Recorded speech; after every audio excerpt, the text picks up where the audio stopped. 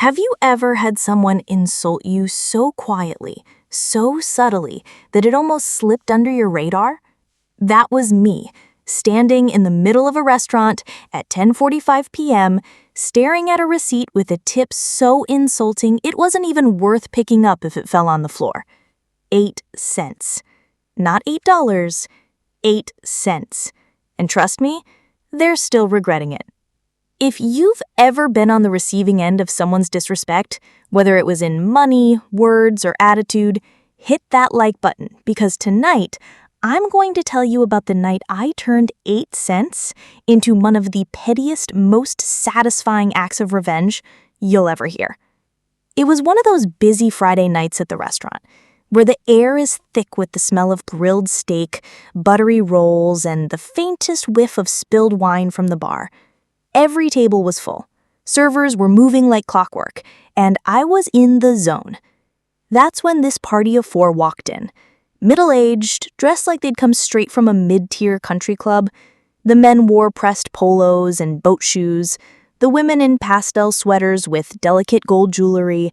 You know the type. Smiles that don't reach the eyes, voices just loud enough for everyone to hear their opinions. From the moment they sat down, I treated them like royalty. Fresh bread before they even asked, drinks refilled without them noticing they were low, special requests for substitutions, done. They laughed, they chatted, and from their reactions, I was sure I was knocking it out of the park. I even overheard one of them telling the other couple, "Wow, she's really good. You don't get service like this anymore." 2 hours went by, and I was feeling good about this table. They seemed happy, relaxed, and full. I dropped the check with a warm smile and a "No rush, folks, take your time." When I came back, they were gone, receipts folded neatly in the leather bill holder. I tucked them under my arm without thinking. It wasn't until I got to the back, clocking in my tips for the night, that I saw it. I remember blinking, looking closer, thinking maybe my eyes were playing tricks on me. Tip: $0.08.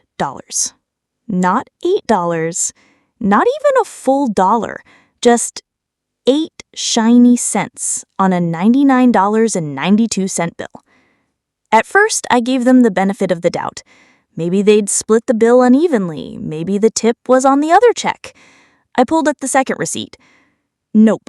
The other couple tipped exactly 20%, $20 on their portion, which meant these two had decided my entire night's worth of smiling, fetching, carrying, and catering was worth less than the lint in their pockets. And the worst part? It wasn't even about the money. It was about the message. 8 cents says, "I could have left 0, but I want you to know you weren't even worth a full dime." For a second, my stomach tightened. I thought about how my tips covered my rent, my groceries, the gas in my car. I thought about the fact that after tipping out bussers, bartenders, and food runners, I would lose money on that table. But then, my irritation shifted into something else. A slow, creeping, delicious idea. See, in the service industry, there's one thing you can do that will stick in someone's brain far longer than you standing there and arguing with them. It's the quiet kind of revenge that keeps them checking and rechecking their accounts. Instead of entering their 8-cent tip into the computer, I left it blank.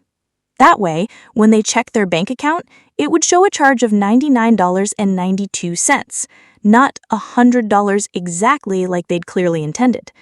Now, for some people, that wouldn't matter, but these were the kind of people who lived for neat, round numbers, the type who balance their checkbook down to the penny and color coordinate their receipts. I could practically picture them logging in the next morning, ready to pat themselves on the back for making their bill a satisfying, even $100, only to see that ugly, unbalanced $99.92 glaring back at them. Oh, but it gets better. For the next few days, I imagined the scene over and over. The husband sitting at his laptop, coffee in hand. He squints. "Honey, that dinner charge, did you?" The wife leans over. "What? That's odd. I know we tipped to make it even." He frowns, refreshes the page. Maybe it's pending. Maybe it'll adjust. Hours later, still $99.92. They would check again the next day, and the next, waiting for it to correct itself, wondering if the restaurant made a mistake, wondering if their tip was entered wrong. I didn't need to yell.